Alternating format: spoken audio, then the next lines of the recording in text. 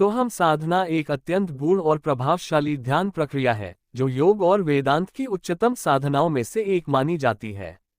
ये साधना श्वास, सांस और मंत्र के माध्यम से आत्मस्वरूप की पहचान की यात्रा है।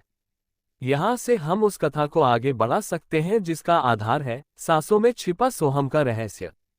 योजक चिन्ह, योजक चिन्ह, योजक चिन्ह। कथा का अगला भाग, आत्मा की पुकार।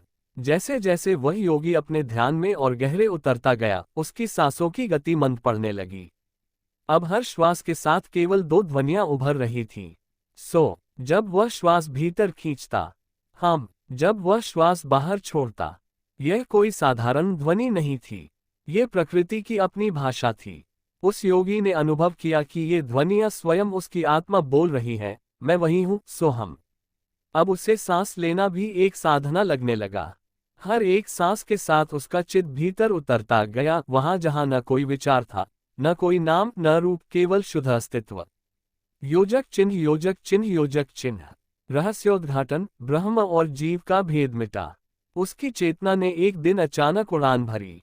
उसने देखा, वह स्वयं ही संसार है, स्वयं ही श्वास है, और स्वयं ही श्वासों के बीच बहता परमात्मा। उसे ज्ञात हुआ कि सोहम केवल एक मंत्र नहीं, बल्कि जीव और ब्रह्म के अभिन्नता का उद्घोष है। योजक चिन्ह, योजक चिन्ह, योजक चिन्ह। अब वह योगी कोई साधारण साधक नहीं रहा।